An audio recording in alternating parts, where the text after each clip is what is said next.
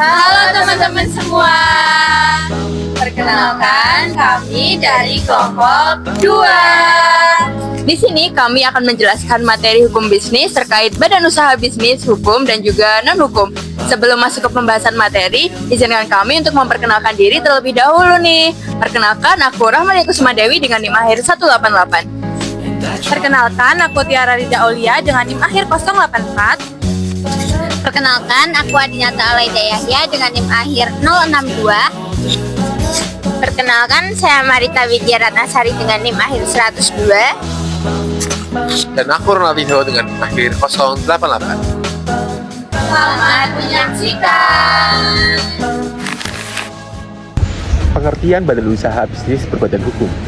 Badan usaha berbadan hukum merupakan badan usaha yang memiliki pengakuan sebagai subjek hukum seperti manusia.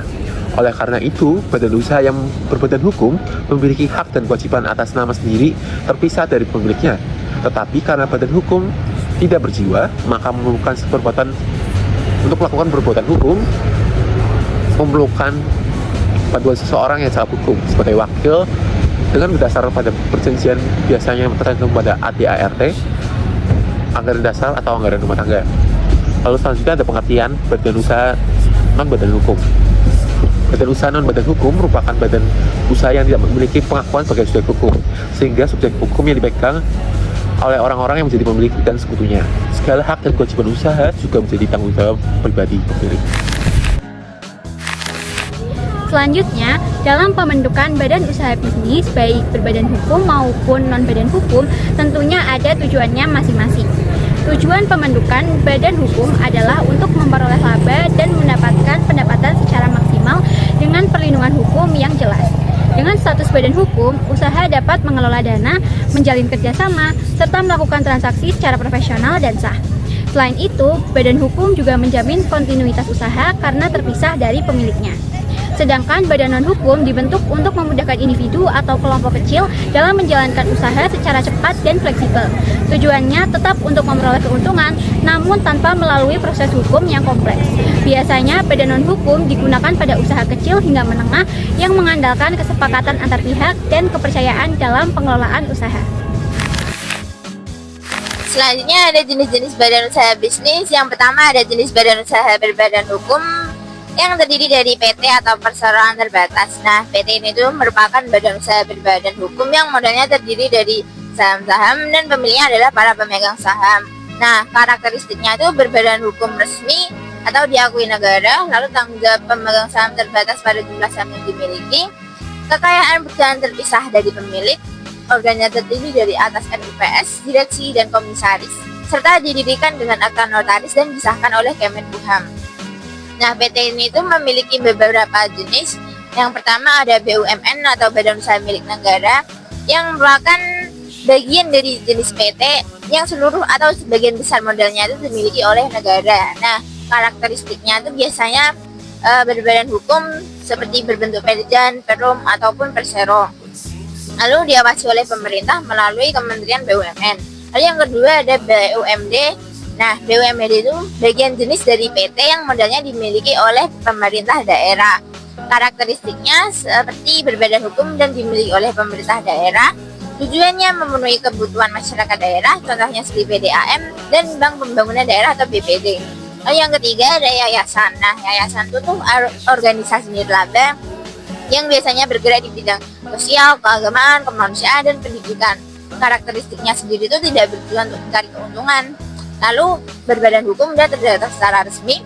Lalu ada juga kayak yayasan itu berasal dari sumbangan atau donasi, serta tidak memiliki anggota, tetapi memiliki pengurus dan pembina. Lalu yang keempat ada koperasi.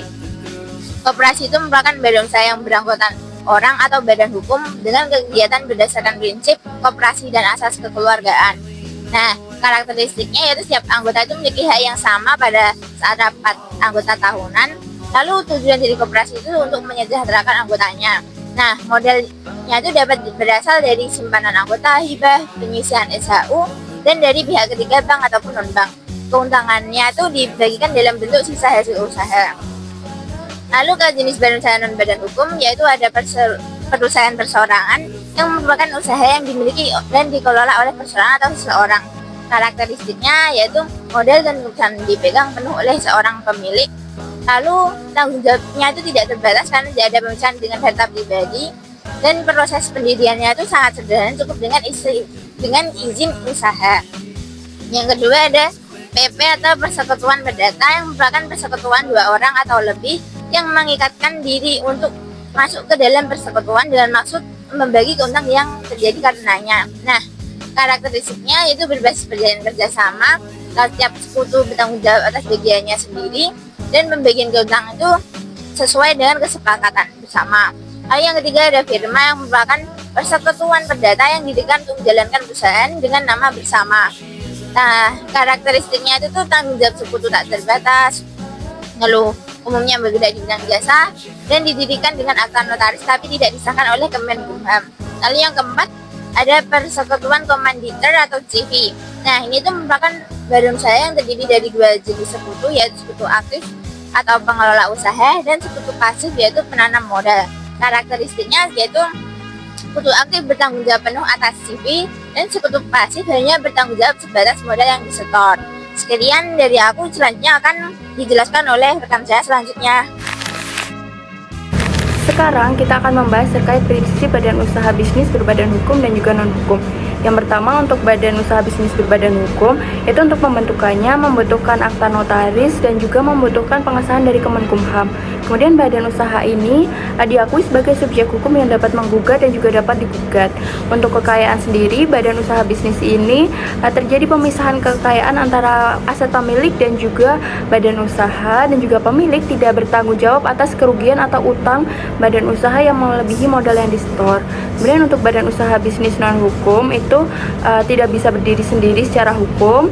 Kemudian pemilik bertanggung jawab secara penuh atas kerugian atau utang yang dialami oleh badan usaha, dan dalam kekayaannya sendiri tidak ada pemisahan antara kekayaan pribadi pemilik dan juga kekayaan badan usaha. Kemudian berlaku asas kebebasan berkontrak dalam ikatan perjanjian perdata antar pribadi dalam badan usaha ini.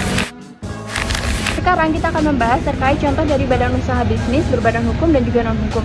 Yang pertama itu untuk badan usaha bisnis berbadan hukum dalam bentuk perseroan terbatas atau PT, itu banyak sekali contohnya di Indonesia seperti PT Unilever, PT Garuda, PT Pertamina, dan sebagainya. Dalam bentuk koperasi, bisa dalam bentuk koperasi simpan pinjam atau KSP Budi Santoso. Kemudian untuk bentuk yayasan ataupun badan usaha yang memang dikhususkan untuk kegiatan sosial dan non-profit, itu ada Yayasan Bahagia Kaum Duafa.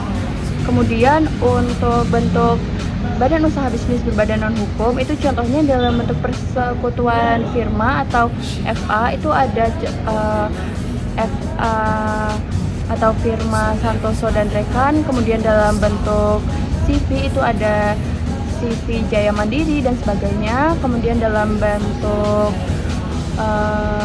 UD atau usaha dagang, itu banyak sekali contohnya, dan ini memang usaha dagang yang berada di sekitaran kita, seperti mungkin usaha UD Ibu Rukmini yang memang dikhususkan untuk usaha perseorangan. Kemudian yang terakhir ada dalam persekutuan perdata atau PP, itu dimana contohnya ketika 2 orang konsultan mendirikan suatu usaha dan mereka tidak mendaftarkan usaha tersebut sebagai CV ataupun firm seperti itu. Kelebihan kekurangan badan usaha berbadan hukum. Yang pertama adalah kelebihannya. Tanggung jawabnya terbatas sehingga pemilik tidak menanggung utang perusahaan dengan harga pribadi. Kekayaan terpisah antara pemilik dan badan usaha. Lalu lebih terpercaya di mata investor, di mitra bisnis dan lembaga keuangan karena sudah berbadan hukum.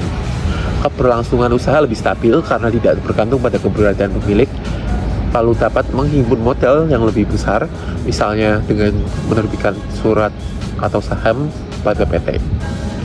Lalu kekurangannya adalah proses pendirian rumit dan mahal, memerlukan akta notaris, pengesahan Kemenkumham, dan izin-izin lainnya.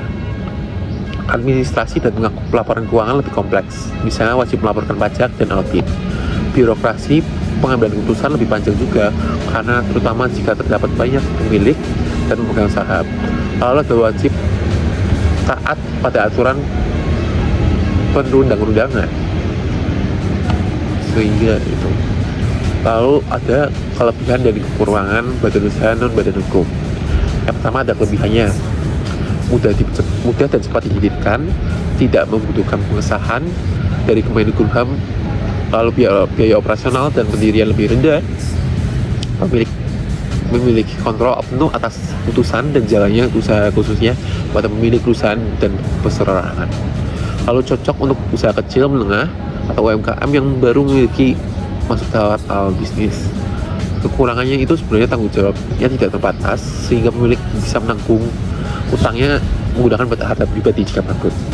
Lalu kekayaan usaha pribadi juga menyatu, menyulitkan catatan dan pemisahan keuangan. Lalu kurang dipercaya oleh investor atau bank karena tidak memiliki status badan hukum yang formal. Lalu kekurangan kelangsungan usaha terancam berhenti apabila terjadi suatu pada pemilik. Dalam keberlangsungan badan usaha bisnis berbadan hukum ataupun non-hukum, tentunya terdapat peraturan perundang-undangan yang mengatur. Peraturan perundang-undangan yang mengatur badan usaha bisnis berbadan hukum, yang pertama ada Undang-Undang Nomor 40 Tahun 2007 tentang Perseroan Terbatas atau PT. Yang kedua ada Undang-Undang Nomor 25 Tahun 1992 tentang Perkoperasian. Yang ketiga ada Undang-Undang Nomor 16 Tahun 2001 dan Undang-Undang Nomor 28 Tahun 2004 tentang yayasan. Dan yang keempat ada Undang-Undang Nomor 19 Tahun 2003 tentang Badan Usaha Milik Negara atau BUMN. Sedangkan peraturan perundang-undangan yang mengatur badan usaha bisnis non badan hukum, yang pertama ada di dalam Kitab Undang-Undang Hukum Dagang atau KUHD, yaitu pasal 16 sampai dengan 35 yang mengatur tentang firma, dan pasal 19 sampai dengan 21 yang mengatur tentang persekutuan komanditer atau CV. Yang kedua ada di dalam Kitab Undang-Undang Hukum Perdata, yaitu pada pasal 1618 sampai dengan 1652 yang mengatur tentang persekutuan perdata, dan terakhir ada dalam Permen Kumham nomor 17 tahun 2018 tentang CV, FA, dan persekutuan yang menyediakan prosedur legalitas tentang pendirian 3 badan usaha tersebut. Hukum perdata dan bisnis yang mengatur badan usaha bisnis, hukum dan non-badan hukum. Yang pertama, hukum perdata merupakan hukum yang mengatur hubungan antar individu atau badan dalam masyarakat, termasuk dalam kegiatan bisnis. Mengatur 1. Perjanjian atau kontrak bisnis, 2. Hak dan kewajiban dalam jual beli, 3. Kepemilikan harta, 4. Tanggung jawab perdata jika terjadi wan prestasi. Contoh regulasinya yaitu KUH Perdata dan juga UU Nomor 5 Tahun 1960 tentang pokok-pokok agraria untuk kepemilikan tanah usaha. Lalu ada hukum bisnis, merupakan cabang dari hukum perdata yang lebih fokus pada kegiatan-kegiatan ekonomi, perdagangan, dan usaha.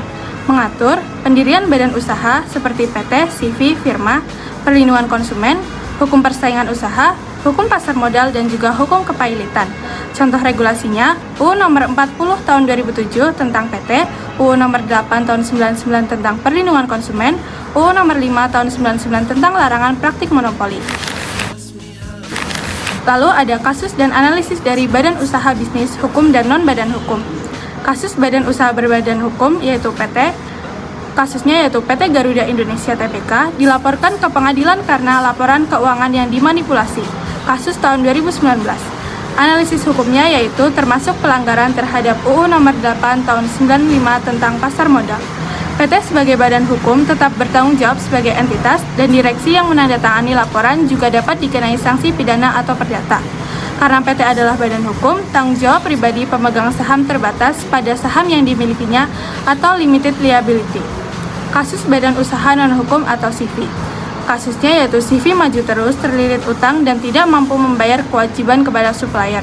Analisis hukumnya yaitu karena CV bukan badan hukum, tanggung jawab bisa melekat pada harta pribadi sekutu aktif. Bila utang tak dibayar, pihak kreditur bisa menagih ke harta pribadi pemilik atau sekutu aktif, sesuai prinsip tanggung jawab pribadi dalam persekutuan komanditer. Tidak ada perlindungan limited liability seperti pada PT.